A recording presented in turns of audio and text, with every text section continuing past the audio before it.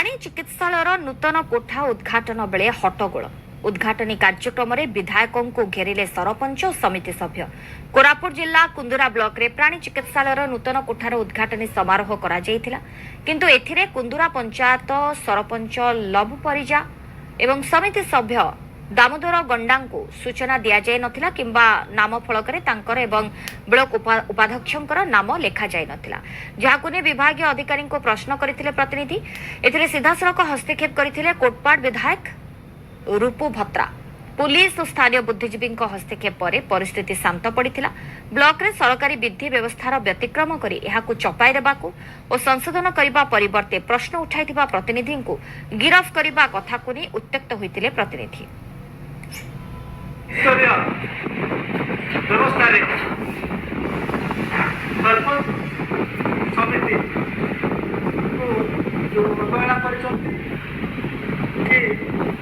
आगु भी एमती अनेक कार्यक्रम आपको अवहेला जेहेतु सरकारी कार्यक्रम ये सरकारी कार्यक्रम कौन आम उपस्थित रहा उपस्थित न रही कौन गाइडलाइन आप अच्छी कि ना आप कौन उद्देश्य अच्छी आप जन विरोध प्रदर्शन कर अनेक विभाग कार्यक्रम आम भी जाऊँ अटेंड कर देखु से पब्लिक कम बा बेनिफिशियरी कम खाली दलीय कर्मी अधिक रोचंती।